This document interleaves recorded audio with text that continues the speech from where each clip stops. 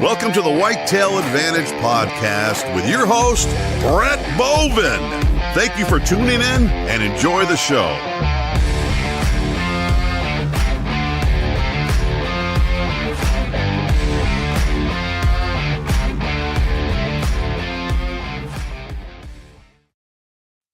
Howdy, everybody.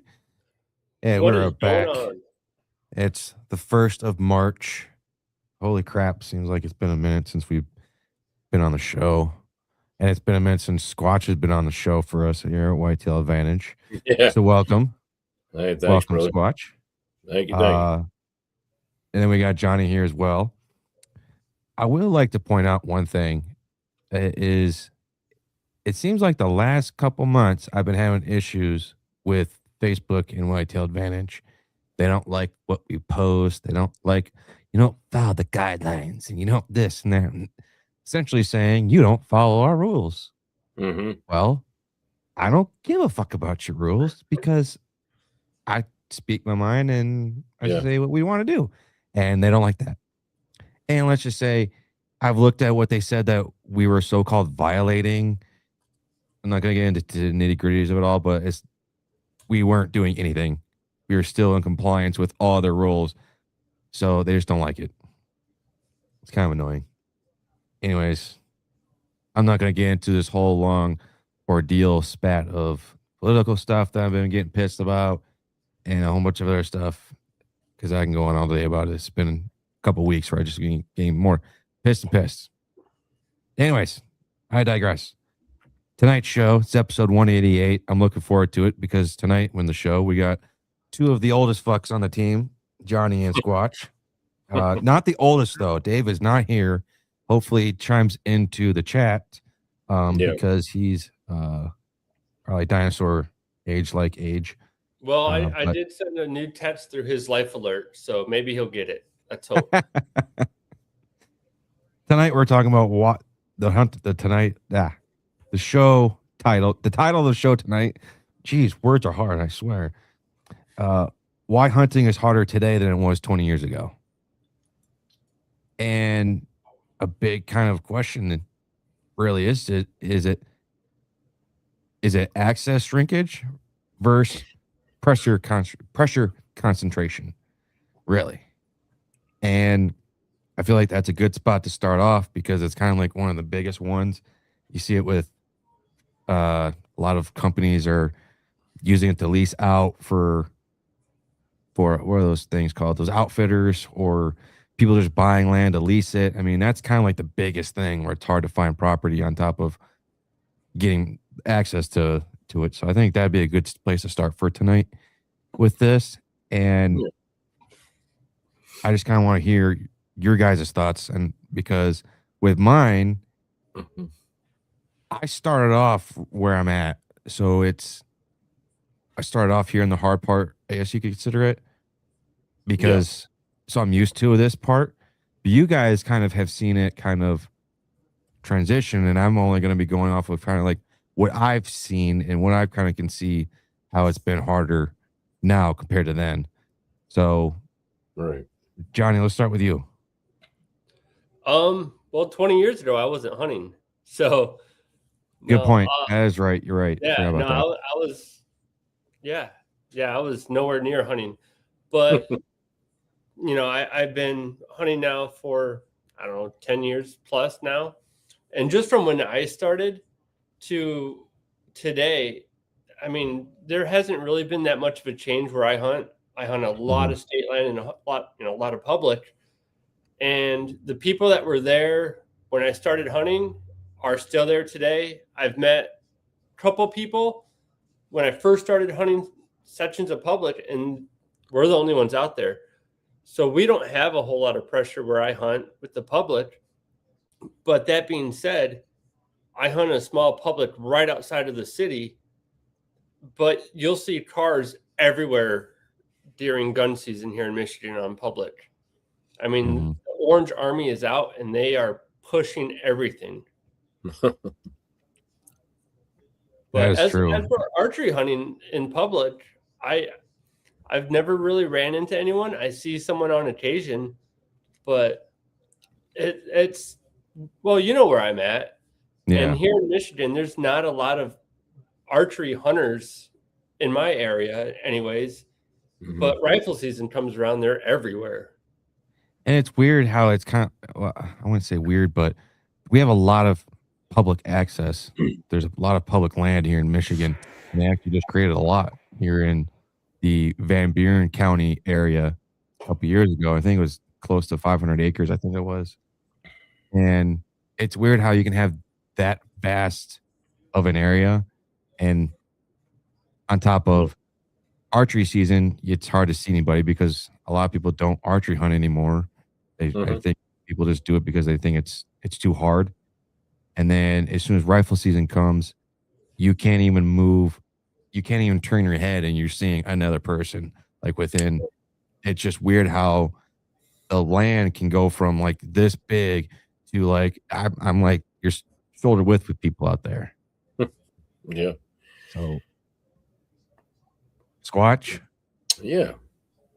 So the biggest thing with, as we're moving on, it's getting harder, is what your topic's saying. Well, I got 51. I'm 51, it's I've been hunting since well, 12, 13, and the loss of land is a problem. Tracts of land that were family owned, that's gone. Um Places that you've got into and had for 7 or 8, 10 years, they're being built up, so you lose them there. That makes it tough. um it's everything everybody faces. I mean, I know I'm not alone in it, and some guys never even had private land. A lot of guys are just only public.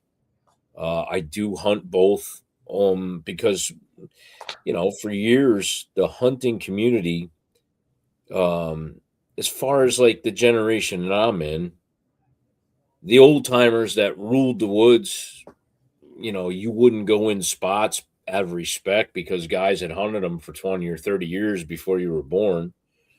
They're dead. um so now there's an opportunity to move into those public land spots where some old timers that had a lot of experience ran those ridges, and you heard stories about bucks that were taken off of there. So this generation moves in, and we hunt it. We hunt private. Um, it doesn't make it easy though with the rapid development of how many people have moved in up to this area. I'm in upstate New York, 75, 80 miles north of New York City. It's still pretty suburby here. I have some good tracts of land, but constantly, it's people are coming to you, hey, look, I sold the property. Farms that I hunt are being fenced in, which is apple orchard land that's all around the area here. I'm in apple country. So, it affects the predator hunting and affects the deer hunting. It can help the deer hunting by pushing the deer into smaller tracts of land because you can't get out in the orchards now. But then now you got to get permission into the smaller tracts of land and try to pin the deer down. Um, Age. I'm not going to deny it. You guys see the gray in my beard. I'm 250 pounds. I'm overweight for a guy my age. You're fighting the battles of getting older and trying to be as nimble and as quick and versatile as you possibly can to hunt deer in the woods. So, you take a aspect like saddle hunting that we're all still pretty relatively new to. I mean, I think we've all both been doing it for 2 years now. I think you just got on last year with it, Brett, and you're testing your limits. It's not easy jumping around here and there, fighting the cold and doing all that. So all those factors have a lot to do with, you know, is it getting easier? Is it getting harder? I will say technology is definitely making it easier. Um, whether it's to and fro, getting to your new spot by punching in coordinates on your GPS and walking into an area that you looked at topographic maps on, let's say Onyx or some of the other apps that are out there. But Yes, it definitely gets harder. The older you get, the more time you spend in the woods. Not so much as far as learning deer movement, what equipment to be using, and how to position yourself for kills. That's, you know, that makes it easier the older you get because you got more experience. And a lot of the younger guys ask you for help, and you set them in the right direction. But as far as you know, everything the Mhm. biggest thing I would say is losing the tracts of land, and then fighting your own battle, like, keeping yourself up enough to get out in the woods and enjoy those times and stuff, so that's Yeah, that's pretty much it in a nutshell, if you ask me, what it. there's a couple points in there that you actually hit on. Yeah, Just that last one right there, like uh, besides old age, but like physical fitness. I mean, it's people think you just go out there and climb a tree and be fine. yeah, No, and you gotta be someone in shape. You can't just be. yeah. I've been using the term ever since police academy because that's when they use it. Is fat fucks. You can't be a fat fuck really going out there and hunting these days. So, Yeah. um, I mean, it is very therapeutic, but I'm not going to get down that road with this now with this show. Uh, but it seems like back then compared to now, and Yeah. you can always see is technology. Hmm. Technology, the way we have it now compared to then, Hmm. is tenfold, obviously, and it's Yep. helped hunters around everywhere. I mean, Yep. heck, it seems like back then you're probably hunting with the guy down the road, and now you're competing with everyone on the internet. Hmm. So it's like, how can you compete with that?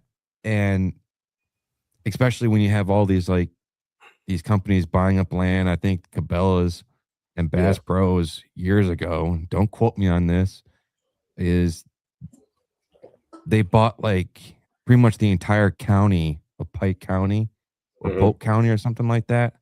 Right. But and I read that I was like, holy crap! And then it seems like more and more are doing that, and people are buying property to lease it, and then to have people come out there and hunt it, and then people come out to like out west to outfit and to guide and stuff like that. So it just seems like it's harder and harder outside Hmm. of the public land to do it.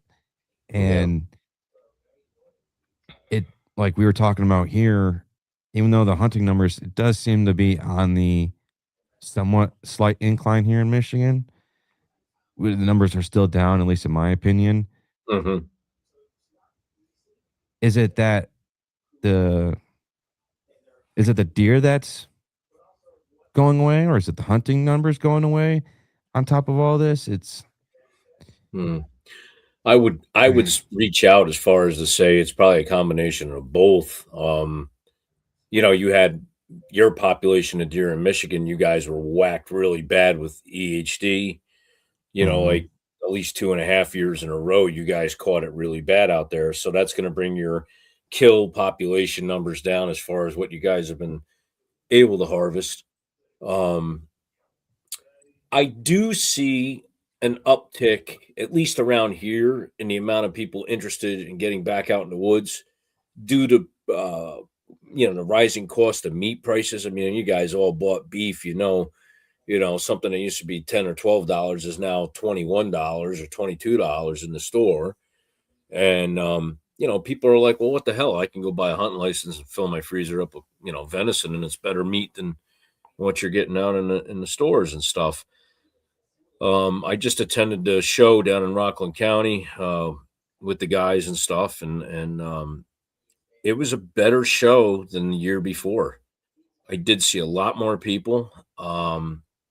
It even got shut down because we had a storm coming in for the last day, but the first 2 days it was hopping. There was more vendors there, so I think we're starting to see an uptick in the interest of hunting again. I talked to a good handful of young guys.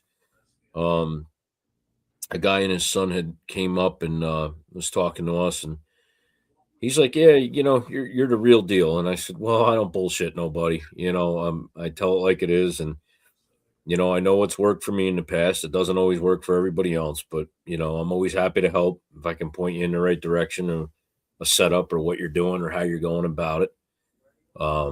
So it was cool. I got to meet, some younger guys, really just, kids that are just starting out, hunting with their fathers. And it's a nice compliment when somebody says, "Hey, listen to this guy, are you listening to the kid?"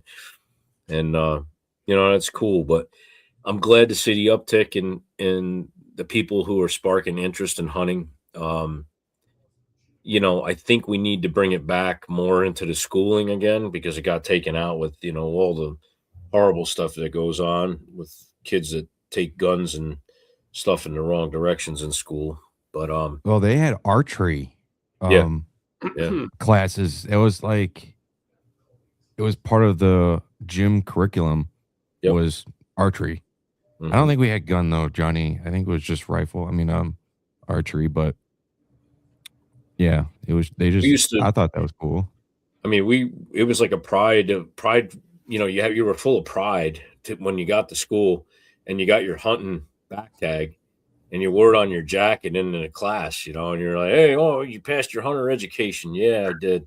Ah, cool, man. So you can go out now. Yep, I got my back tag. And it was like, that first fall when you were legal to go out, you had that tag on your back and you wore it in school, and everybody's like, "Oh, that's cool. You hunt?" "Yeah, man, I'm gonna go out, opening day." And it was Monday openers here for years. It wasn't a Saturday. They had finally changed it. So, yeah, hey, teach, I'm gonna be sick on Monday. Ain't gonna be in. I'm shooting a buck, So right. And we have our gay Dave showed up finally. He's on there. Oh, Dave. Gay. What was it should be David Heath, our long missing brother that used to show up. Yeah. But he has obligations, but he's still a brother of the show. Yeah. But, I would. Yeah. I would like to hear his side too. He was hunting 275 years ago. Yeah. Shit. I wonder what it's like to hunt a saber-tooth. Well, we can ask Dave if he's ever on here. Yeah, we would be. He has told me stories of when they flint knapped broadheads to, actually kill deer with. And there was no companies out there, and he'd have to sit there and flex, his broadheads and, take the snap in the string and, get it to the end of the arrow there and kill a turkey and strip the feathers off to make his arrows. But yeah. Yeah, he said I speared two with golf. Yeah. Golf season starts soon, so I can't wait.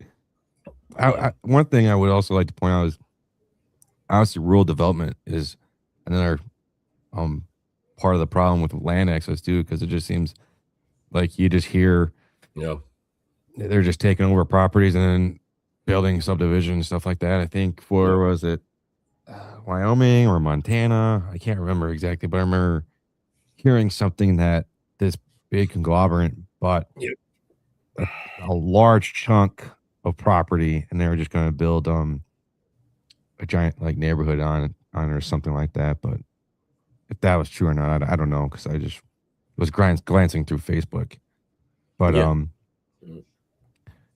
I keep trying not to say the word but well, it's just a natural tick. Some people say or what, or okay, it's all right.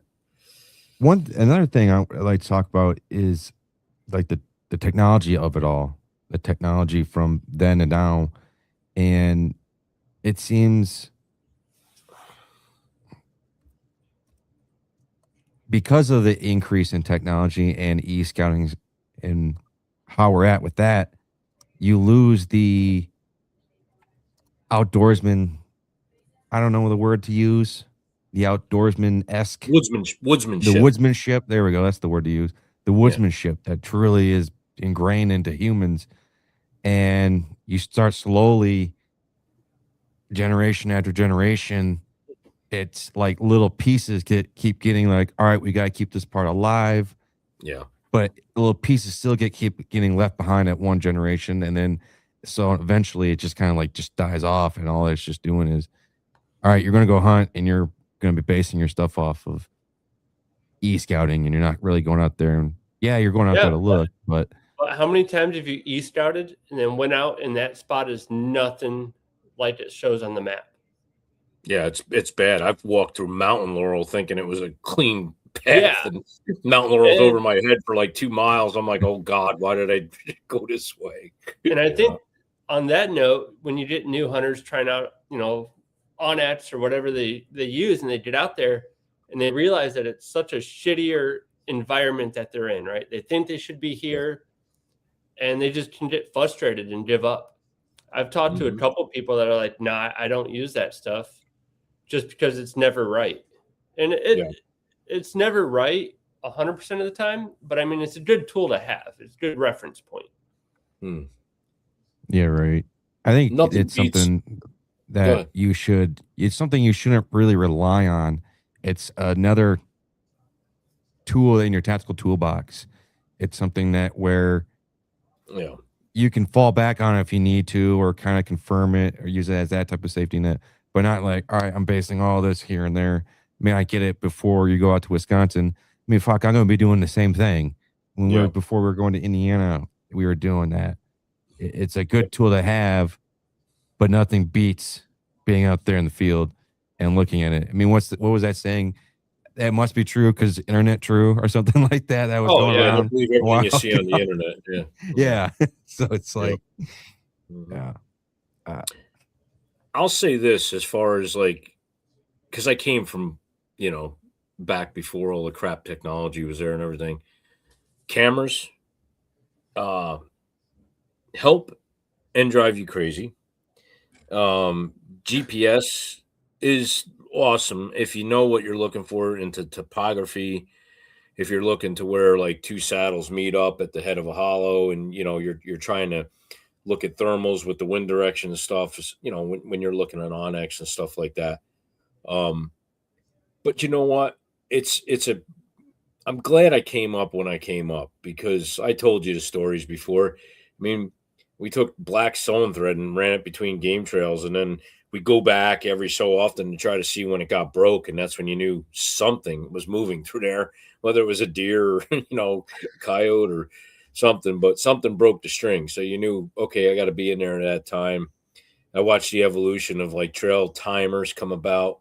You had a digital clock that would, when it broke the string, and told you what time the string got broken. Then it moved on to 35 millimeter cameras and digital and SD cards, and now everything's linked to your phone.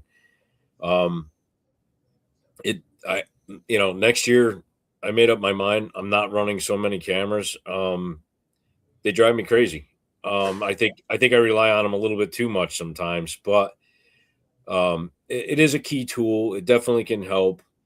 But like I said, having that old school knowledge, I mean, you're looking at your phone and you're using Onyx to track your way in so you can follow the track out. Well, God forbid you lose your phone or something. You better know how to get out of the woods.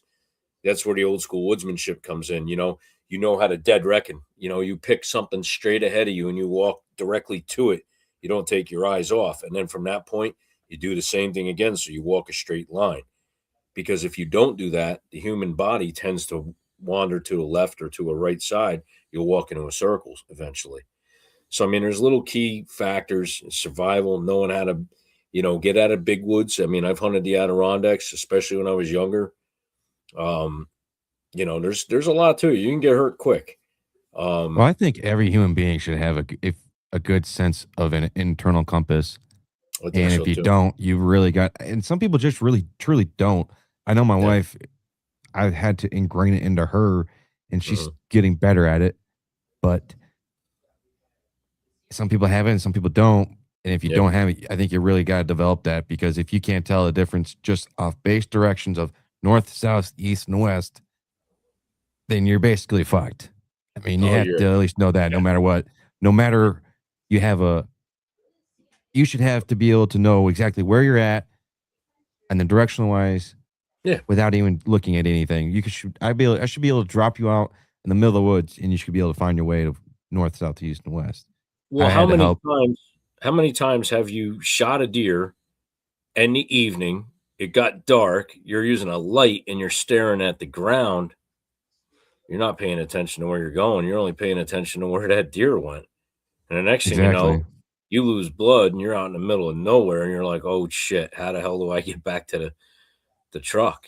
So I mean, it's little things like that, where somebody that's green that just got out hunting and that happens to them, it could mean a night in the woods, or it can be, meaning knowing how to get back home.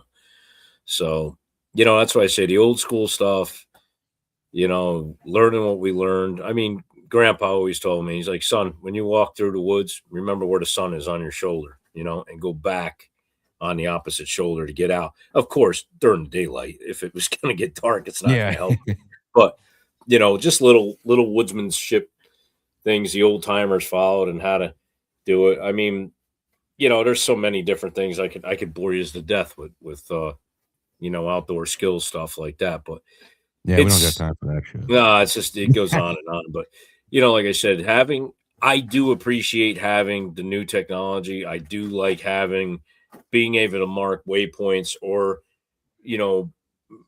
putting down on the map where I found scrape activity, where I think a main run is. And then when I go home and I have time to look at it again, it helps me build up a game plan to, set myself up for the next day. Maybe it's stand placement, or where I'm going to go in my saddle to try to, ambush a buck that's coming through. And it all comes together. Like Frank has been hunting the same piece of property for years. I went up there with him in the beginning of the season, set a trail camera up, and he gave me free rein. He was like, "Listen, do whatever you want. I know where they move up here, but by all means, feel free to go where you want to go." And I didn't want to rely on him. I mean, it's nice to have pointers and stuff like that, but he's got his own hunt. I want to do my own hunt. It's not up to him to get me a deer. It's up to me to get me a deer. So I Yeah. set the camera up and had very good movements. I had a lot of different bucks on there, and it made me feel good. I went into like a totally new place and just read terrain. And afterwards, I mean, he did say, "Hey, I have seen a lot of movement through here over the years. I used to hunt over here, but I moved further up the ridge." And it's kind of cool. Like, you're tracking into the right spot where you're going in, and having the cameras there to prove it's nice when you're not around. But it's all good, man. Like I said, people just have to, the new guys, they're not going to have the experiences unless they tag along with an old timer. And the old timers are so stuck in their ways, they may not want to learn the new stuff with the phones, So Well, that kind of leads into technology and kind of deer behavior themselves. mhm. Is like deer behavior, adaptation themselves. I think we should talk about deer themselves. Yeah. And I feel like we didn't evolve deer genetically. We pressured them behaviorally. Mhm. And over time, I think we just keep thinking deer are just going to be deer year after year and year after year type of thing. I think we get kind of caught Yeah. in that type of mindset in some form or fashion, even though we might not want to admit it. Mhm. So a good question to that would be, are deer smarter, or are they just adapting faster these days? Because it seems like with the uptick in technology and cell cameras, Mhm. I mean, hear stories of people seeing deer walk behind a camera to Yeah. avoid being detected. Yeah. And you're seeing it more and more where there's more increased nocturnal movement because Yeah. possibly of this. So, and our seasons are getting longer as well. So Mhm. the exposure out there, it seems like they can't go more than 2 days, and they got people just surrounding them. Yeah. On top of people just being generally out in the woods, so they're Mhm. constantly being pressured in some form of capacity. So I think we created smarter deer through pressure, not evolution. True. I'll give you that. As far as I've noticed with it becoming more of a suburbia, deer. So let's say you got 50 something acres of land, right? And it's very thick and the deer like to be in there. You got three guys hunting 58 acres of land, let's say, and they're going in there and they're, like clockwork. Okay, I'm going to be in there an hour before daylight. I'm going to sit till 10 o'clock. I'm going to move. Okay, that deer's watching your movement, right? He's going, okay, after 10 o'clock, I know there's no scent in there. I can get through there and cut through that track to go feed, or I'm going to go bed on the edge of it or something like that. So, yes, you're educating deer in that fashion as far as, that train of thought goes. You're definitely educating deer. Now, what that deer does is it says, okay, look, you know what? There's a barking dog over there, but that barking dog, like my dogs where I live, have a fenced in wire in the ground that doesn't allow them by their collars to go any further. So what do the deer do? They come right to the edge of the line and they bed in next to the houses because they haven't been shot at there. They haven't been approached by anything there. They know it's a cool zone. They know they can hang out. So by evolution of the pressure of the tracts of land getting smaller, these deer know, oh, I got to go closer to the houses. And it's a key thing. I killed my buck this year because he was bedding between two houses, a swamp, and then out into the main orchard. And I figured him out. Okay. And that was through the use of trail cameras, looking at game trails, looking at the movement and the food situations that were out there. So yes, it does have a lot to do with the way deer have evolved, especially nowadays. It's totally different. And I mean, let's face it. Okay, here's another good fact. I bought an e-bike. All right. Deer are used to like humans making noise walking in the woods. They looked at me like, what in the hell is that? And why is it coming at us? They had no idea that bike was silent, made no noise, and they didn't know what to do. So now, where if you were on a tractor that associates what's going on in the farms around here, they don't care. They'll stand right there and eat. But that e-bike, that's strange to them. They're like, oh, hell, well, yeah, it's quiet. That's what I'm trying to accomplish, but it's also spooking them. So you're thinking you're doing good with being on the quiet side of sneaking in and out of a place. And yes, you typically are, as long as you're not seen. But if you're seen by a smart deer who's a 3.5, 4.5-year-old buck, he's beating feet because he doesn't know what you are on that bike. So there's a thing that's evolution. It's something to make getting in and out of the woods quieter, easier, but it's also changing the way of deer movement. So it is things like that. I have noticed deer, deer are nocturnal animals all the time, pretty much. There's that good couple of weeks when they're busting down does and they don't care what's around them. They wouldn't care if you're standing there with a machine gun firing at them. They just want that doe. So that's when all that kind of, technology messing with deer and cell cameras messing with deer, all that stuff goes out the window. They don't care. So that's why you get a chance of shooting a big buck during the rut. Trail cameras, I have avoided, the typical stereotypical deer in the headlights look when they come up on your camera because it's new there. You just put it there. Well, if somebody put something in your living room, let's say they put a parking meter in your living room, you'd know it was there. To them, that's like having a parking meter in their living room. They're like, oh, what the hell is that making that little flash? Or what's that glowing over there? So what I've done to beat that issue is put them high. It also keeps people from stealing them as easy. They'll still steal them if they want to. But put them up high, 12 feet up in the air. Use a stick or two to climb up. Strap your camera down, angle it down.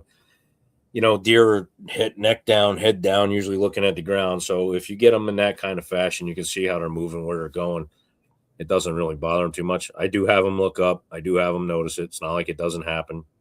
You'll never beat a smart deer as far as that goes with technology. But all these key factors definitely have a lot to do with it. It really does. How many guys follow like the moon phase stuff, like, picking up something on there? So they're, at certain times of the year, they're like pounding the woods. They're just beating it to death. And other times they're not there. Now you're spooking a deer out that maybe you didn't know was in there. There's another piece of technology where, in the old days, you didn't have it. You just kind of like, okay, I know they moved through here. I'm going to set up, have the wind rate, and kill a buck. Right. Johnny, I'm curious to hear your thoughts. I mean, Squatch nailed it pretty much.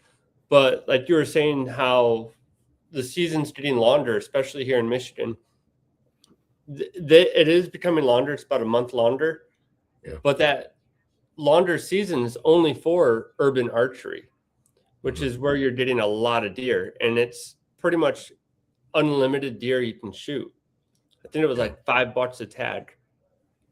And that's where we're seeing a lot of deer push, especially up where, like in Kent County, where they extended that urban archery. The public land, there's not a lot up there. I mean, there's some nice sized chunks, but it's not like Allegan County here where I live. So the deer are getting pushed into those more urban environments, and that's they finally caused, a giant uproar, and all these multi-million-dollar homeowners, they don't want the deer in the yard, so that's how we got the extended doe season. Yeah. But as for, are we making the deer smarter or not? I think they're just adapting to people and how we're encroaching into their environment all the time. As for like the deer going around deer or like the cell cams and stuff, that could easily be just a rookie mistake of some guy not covering his scent or throwing it out there. Right. So I think they're just adapting to humans overall. Like we're going into their homes and they're just adapting it. I mean, where I hunt on public land, there's a homeless dude living out there, and there's some amazing tracks and routes that they're taking right behind his tent. Yep. Yeah, it just seems with the extended season, it just seems pressure used to come in waves. Now it's sustained for a longer period of time now, especially here in Michigan, where we have the Liberty Hunt, the youth hunt in September. Yep. And then you have now, I want to say it's going on 2-3 years now, where they extended the late doe season till the end of January. Yeah. Yep. Now, so you're going on, heck, January, October. I mean, September, October, November, December, January, 5 months. Yep. Straight of just hunting. Yeah. Between rifles, crossbows, compound bows. I mean, a majority of the deer here are killed during rifle season. Yeah, correct.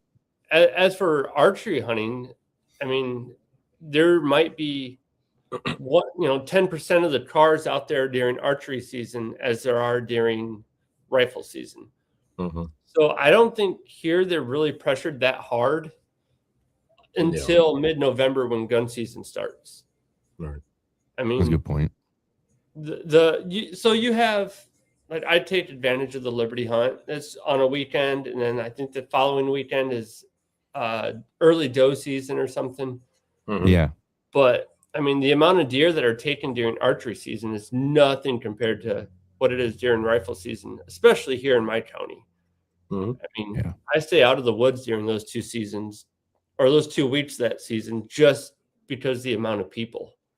Yeah. Yeah, I'm not going out there because of that reason myself. And yeah, I agree with you 100% on that. And I think another point we should bring up is culture itself, social media. I've said this time and time again. I strongly feel that with social media, it's really created this new False day and reality. age of hunters. And what was that? Like a false reality. Yeah. I mean, false reality. You can go out there and you can watch so many people on Instagram and YouTube and all of that smoke just amazing whitetail deer or elk or anything. But I mean, what a lot of people don't see is the amount of time that hunter put in. Yeah. The amount of, all the things that had to lead up to that successful hunt. He could have been out there, for 15 days straight in the mountains, seeing nothing. And then that 16th day, which makes like a 7-minute video, that's all they see. And that's what they expect to do. Yeah. But on the other hand, you have all those influencers that lease the land. Then they pay someone to go out there scouting for them. They pay someone to know where that animal is. Yeah. And then they go out there and harvest it. Now, Sure. is that wrong? No. I mean, given the opportunity, if that was my profession, that's what eventually you'd have to do. Yeah. Right. But I mean, you have to be realistic when watching those videos. And I know I've posted videos of me hunting, and I've also posted a lot of videos of me sitting in the woods not seeing jack shit. So there's a lot of work that goes into, a hunt. It's not just a 45-second short on YouTube or something like Correct. that. And I think those had to be really examined and careful, because you also look at it as the trophy comparison pressure to that too, Yeah. where Yeah. you see those shorts and you see them for those minute long videos, and they're out there, ooh, they shot the deer, and look at this giant one. I could be able to do that too. Mhm. But there are some influencers that actually show like the work that they do Mhm. and whatnot. But there's some that kind of just mainly focus, and that's all analytics, that's algorithm. I get that 100%. But the reason we're saying this, and Johnny made the great point, is because you need to do that to help kind of grow your page. You really need to do that. Mhm. But when you're just looking at the video itself, it's designed to put in your brain that thought process to it. On top of anything else, though, it's just any type of advertising, like Yep. beer, food. You got the women in bikinis. That's what it's designed for. Yeah. And you put this false reality that, if I go out there hunting with this bow or this product, that you can go out there and you can shoot this 200-inch deer. Yeah. No, that's not reality. I mean, heck, I mean, we all know as true hunters, it's hardly going to happen that way. Mhm. And I think if you kind of look at it from 2004 to 2025, back then was meat in the freezer. Now it's online validation. Yeah. So Well, comparison killed confidence. I think what happens is too with you guys all know it. I mean, like your friends, people that you associate with, whether it's in this sport, what we do with hunting or anything. How many people like look for that validation from their friend? Hey, I got the same bow as you, or hey, I got the same stuff. Yeah, everybody looks for that validation from their pal. And I think sometimes people fall on that sometimes a little too much because they're not like true They're not to trusting themselves. themselves. Yeah, they're not true to themselves. And nobody has felt that pressure, and I'm sure you guys can relate. I don't mean to sound pompous like nobody, but we feel the pressure. I mean, we've got eyes on us that, you know, we're not professionals, but there's a lot of people that pay mind to what we do. They watch what we do. Um, they see how we handle ourselves as far as woodsmanship and, how we respect the animal after the kill and different stuff like that. And you guys all know too that, you know, I'm not a contest guy. Like if there's something coming up where like somebody's like, hey, you've got a big buck hunt, dude, I am not in it. I'm not in it for that. I could give a shit less if you shot an 8-pointer and I got a 6-pointer. It's about me, God, my family, and my friends, and hunting in the outdoors. It has nothing to do with a stupid damn contest. And I've had to take myself out of that because it hindered my hunt. It was hindering my thought. It was hindering the way that I handled myself. And I started realizing I'm not in competition with the woods. I'm in competition with 15 other guys here. But my main goal is to be in competition with that monster buck that's out in the woods. I don't owe anything to these guys. I owe it to the woods, the hunt, and to make a fair shot and take that animal that I'm after by my knowledge that I've learned over the years to do stuff like that. So, there you're talking about pressure, like, social media pressure. I mean, yeah, we all want to look good out there. Yeah, we want the sponsorships. Yeah, we want this and we want that. I don't care, dude. I just want to be me. I want to go out and hunt. I want to text my friends after I killed something and say, hey, it all came together. And people will notice, I'm not going to have to go chase this guy down or that guy down or whatever. Those people are going to come to me because they're going to see the way that I carry myself. And, that's important for each and every one of us to realize in the outdoor community. You know what? It's okay to be different. It's okay to be not the same as, the beast guy shooting with his broadheads and he's, working out. He's, whatever. You can have all that crap if you want. And if that's you, do it. I don't care.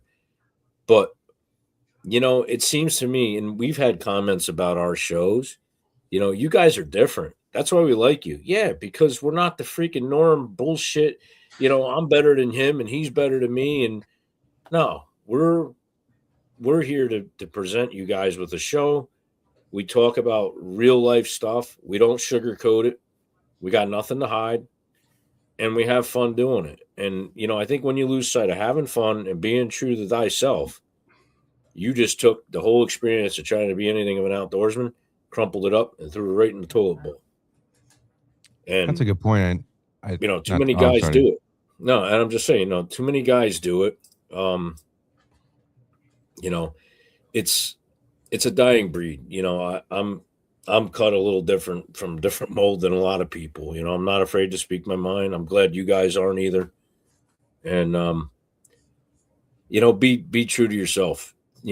Those opportunities, if they're meant to be with whoever these companies are or whoever your friends are, you know what? They can accept you for what you are doing out in the woods. You know what I mean? They'll see the true you. And if they don't see the true you and they can't understand it, then you don't need them as a friend. You don't need that pressure. Just do your thing and hunt. And that's one thing when I restarted Whitetail Advantage back up, which actually at the time was called Guardian Archery. Mm-hmm. That's what it started up as. Yeah. But I was listening to hunting podcasts, and one thing I just got kind of tired of was listening to the same bullshit episode after episode, podcast after podcast. And I'm wrong. That's what you're doing. That's what you're doing. Great. Okay. That's for you, but it wasn't for me. Mm-hmm. And one thing I wanted to create differently was I want to show everyone this is who I am. This is how I hunt. This is how I've hunted. I'm not going to shy away from it or try and create this false narrative about myself or anything like that. I'm proud of where I'm at in my hunting part of my life, whatever you want to call it. Yeah.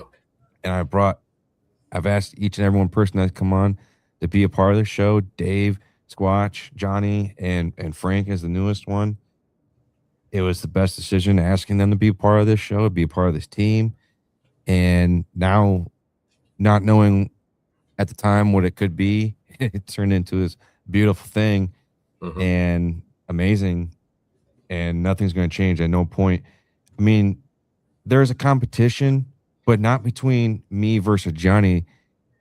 When I look at competition, it's me versus me. And I'm out there to be the best hunter possible. And anyways, I'm digressing. But one thing I want to also make a point was when you're talking about this social media, Squatch. And for a second there, someone made a comment 3 days ago on the page about what video was it? It was our hunting cost show. Is hunting costs, and this individual by DSK Knight 61. So I thought it was Johnny for a second, or someone related to Johnny. They typed in all caps, "Who cares about shooting a horse with antlers? Unfollowing BS." I typed back. I typed back something okay, but I wanted to type back like, "Oh no, don't say it ain't so. He's unfollowing us." Yeah. I went to the wall and I said, "Hey, look, nice painting. Guess what? DSK Knight 61's unfollowing us. Oh, you don't care? Okay, let's go outside and look at this dog shit. Hey, dog shit. So-and-so is unfollowing us.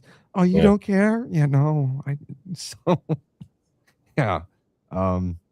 Anyways, we're getting close to wrapping up for tonight's show. You guys have any kind of last comments before my last comments? No, I mean, I think I feel like we've kind of hit a lot of everything, and I want that to we got kind of through a lot. digest. Want people to process it. Yeah, no, I mean, we got through a lot with everything. Nah, I mean, it's like I said, it's very easy, and I've done it. It's very easy. The pressure's there. You get wrapped up in it, and when you're out there sitting there and you're thinking, because you got a lot of time to think when you're in the woods, your conscience will just chew that bull crap right up, and it's hey, wake up, stupid! You don't have to do this. Why are you putting yourself through this? And you know, I think everybody just needs to slow down a little bit and say, hey, what am I out here for? Am I out here to, be a pompous jerk and just, rub it in and I can post 9,000 things about how many deer I shot? Or can I do something to educate people? Can I do something to show that, yes, I am a good hunter? Yes, I put a buck down every year. Sure. And what you do know, don't let anybody take it away from you. I mean, you earn that right to be that guy. You earn that right to know what you know.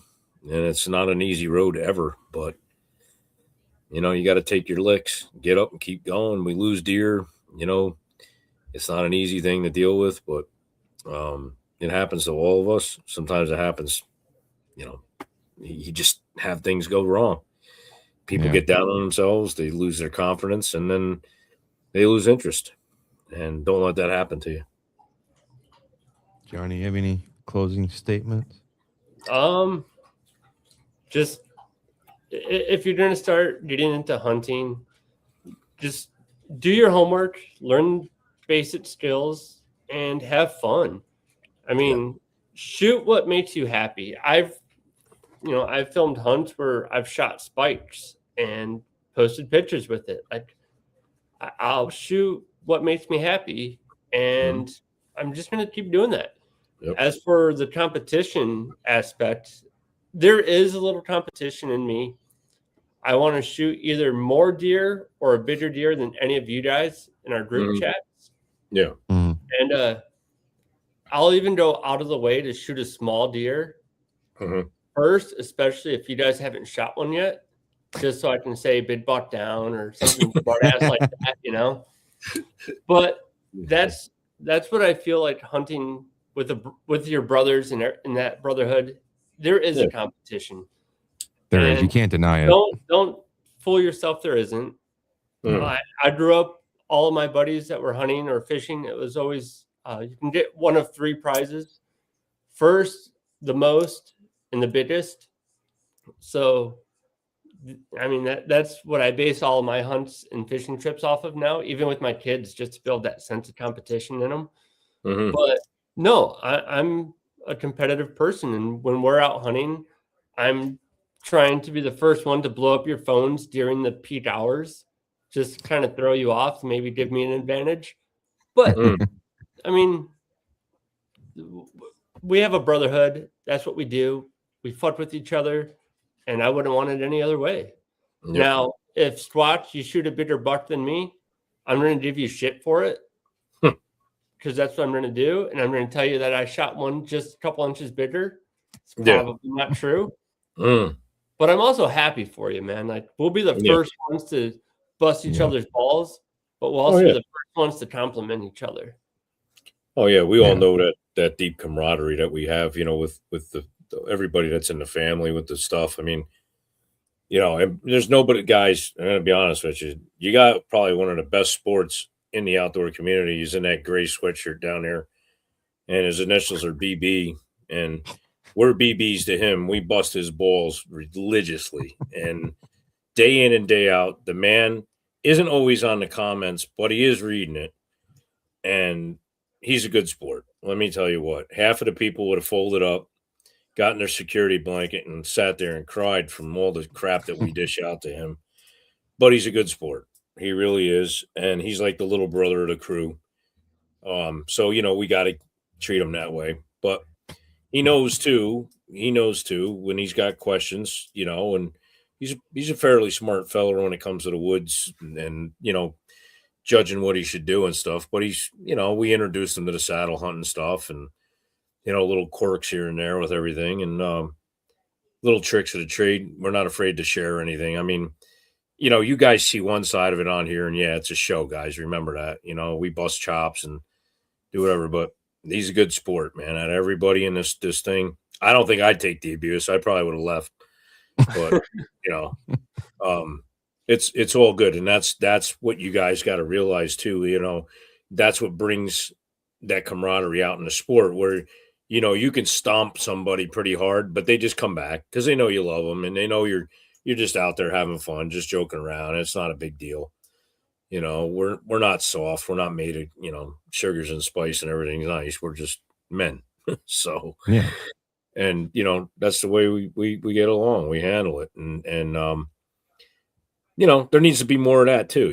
Just getting a freaking participation trophy just for showing up ain't always the way it goes, and you may have a nickname for somebody or whatever. People get offended so freaking easy. Just shut up. It's fun. Everybody's having fun, and everybody That's what gets a makes it ball fun. breaking here.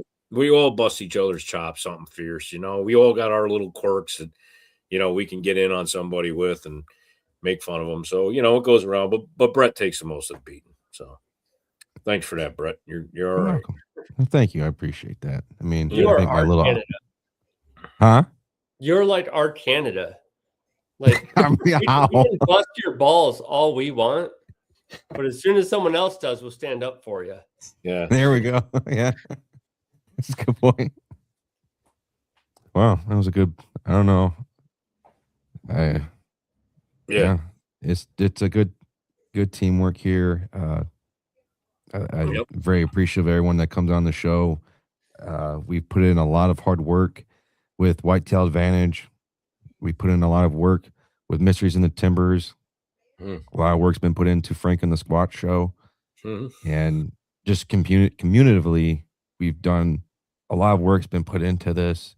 And I want to say thank you from everyone from the team here to everyone that's been downloading the shows, being a part of this show, this team. I mean, it's not just us. I mean, we started this here. Yeah. But we want everyone out there to be actually feeling like they're really a part of this here with us. Not just, they're the hosts and they don't want to talk. No, that's not what I ever wanted. I want you guys to feel a part of it. I mean, heck, we got Michael that come out on the show and we bust his balls. But we know this kid's fucking amazing and we would help him out with anything that we could do. I mean, we've sent him free product that we got for ourselves to send to him. So you guys ever need anything, reach out to us and we will help. That's what we do here. And just to kind of wrap it all in here about with tonight's topic of the show, I just want to say hunting feels harder because access tightened, pressure's densified, seasons lengthened, deer adapted, expectations inflated. Not because deer vanished or hunters forgot how to hunt. I think that's something that we should kind of remember now. Yeah. But with that being said, before I get all a little heartbreaking there again, thank you again, everyone, for tuning in for tonight's show. We greatly appreciate it. Thank you to everyone that downloads the show and listen to this on the audio version. We got a great show coming up next Sunday, which is, it's a good one coming up. I swear. I guess you gotta remember what we titled it. I can't. Been so busy last little bit. Hang on. I'm right there. That's what she said. You're not going to be on it? Huh? Is that because it's the episode you're not coming on for? No, I'll get to that moment here in a second. Okay. Shut your fucking mouth, okay? All right. Next.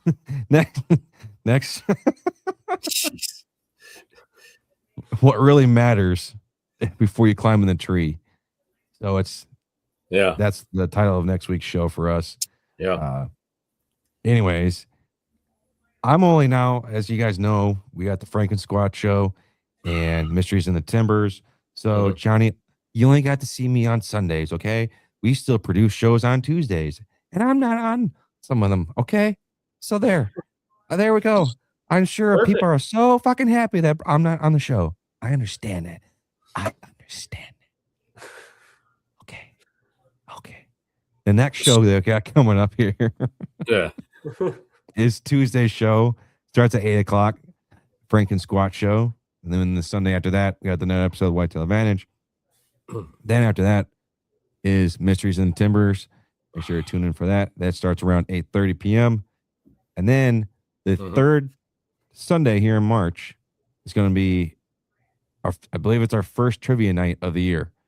Okay. And it's going to be not a hard one, not an easy one, but it's going to be a variety of questions scattered all over conservation in the outdoors.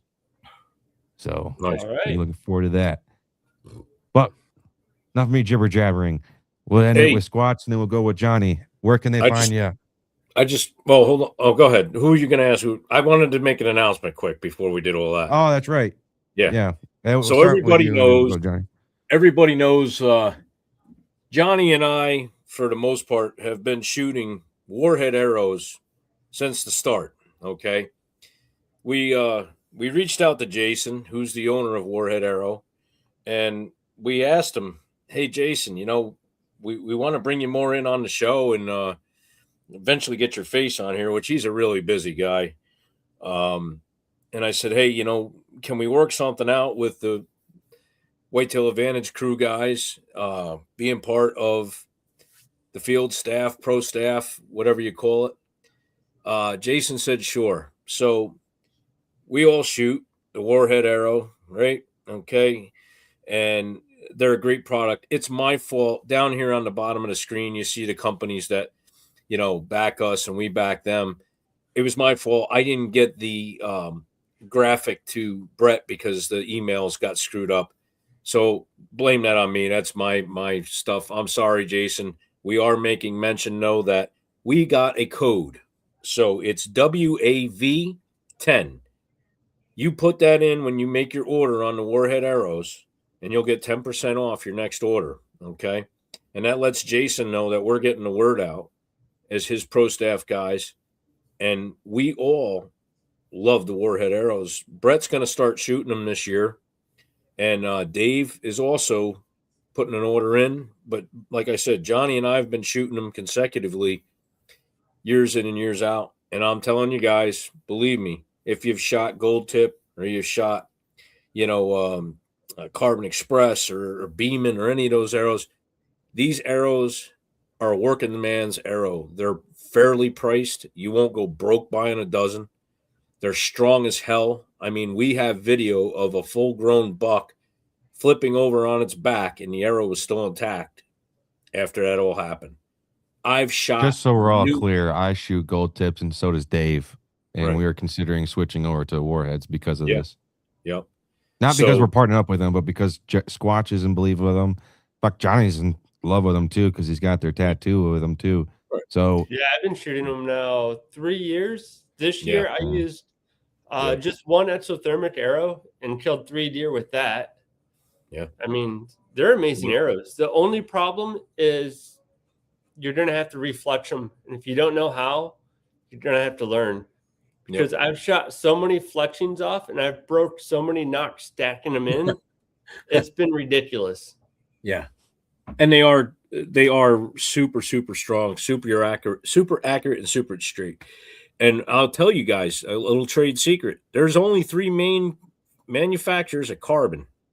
It's how they're woven and how they're made is the secret of how these arrows are made and why they're so strong. I don't know how they do it, but I know they work. So you guys, we're going to have the logo up next time around. And you guys, whoever's interested in buying some arrows, it's, Whitetail Advantage, WAV, number 10. And, you let them know by that we're getting the word out for Warhead. And I'll tell you what, customer service, if you have a problem, I did have a couple arrows that I had bought that I was fletching myself, bought the glue. I had a problem with the glue. Come to find out, not Warhead's fault. It's a glue company they use. It was just a bad batch of glue. They made it right, sent me all new fletchings, all new wraps, no questions asked. So it's a small town company. They're based out of Ohio. Make a spectacular arrow. Can't say enough good about it. Do us a favor. Start shooting them Warheads, and you'll get that 10% off with WAV. Thanks a lot, everybody. I really appreciate it. Johnny. Yeah, you can check me out here on Whitetail Advantage. Instagram, I'm on there. And Tuesdays, Mysteries in the Timber. And Brett is laughing for some reason. I didn't mean to throw you under the bus like that. It might have seemed like I did, but I No, you're good, man. It's like we just do this whole announcement of like, yeah, and then all right, And Johnny, then- what do you got to follow up with this, Johnny? Like, hi, I'm Johnny. No, Hi, I'm Johnny. dude, fucking shoot Warheads. It's a Midwest company out of Ohio. They're smoking giant deer out of Ohio. Yep. If it can knock down an Ohio whitetail, it can pretty much knock down anything. That's true. But in all seriousness, outside of that, make sure to tune in on every other Tuesdays. The Frank and Squat show at 8 o'clock. Mhm. Mysteries in the Timbers. That starts around 8:30 p.m. every other Tuesdays. If you want all three shows on your calendar that pops up, let me know. We can get the email set up for you. And everything goes on live with Whitetail Advantage. So if you have any questions, make sure to check those shows out as well. With that being said, thank you to everyone that's being a part of this show and the guests part of the show as well. We got future guests lined up as too. Anyways, you guys know the show. Wait, we got a Squatcher's Prayer. I forgot. I don't want to. Sure. So, Father God, we thank you for this show. We thank you for the opportunity to educate our outdoor friends. And we just ask that you always keep us in a tight-knit community, Lord. And let's work together and not against. And just bless everybody out there. Let them have a successful week. And thank you for tuning in, everybody. And as always, shoot straight. God bless you all. Whitetail Advantage is out.